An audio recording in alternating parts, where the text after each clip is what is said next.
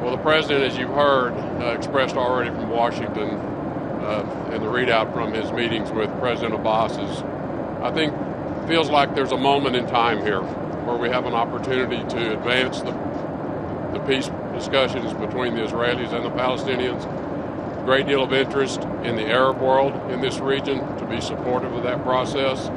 So I think the president's indicated he's willing to put his own personal efforts into this if the Israelis and the Palestinian leadership are ready to be serious about engaging as well.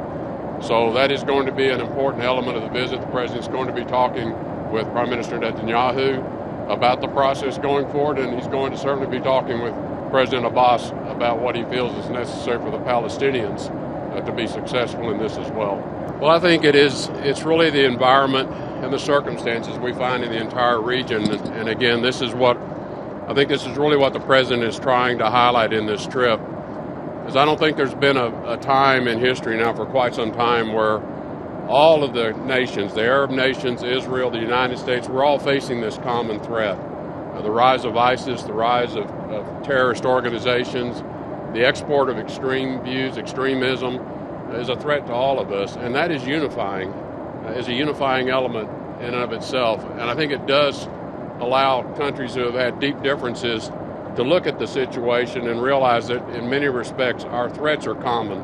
They're common to all of us. And so I think it is providing a certain perspective that's not been there in the past, where the perspective was only this is between us.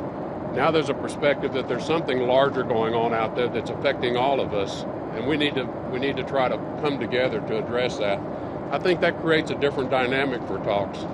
What I think the pressure was, the president was saying to the Russian guest that day, the Foreign Minister Lavrov, is, look, I have these issues at home domestically.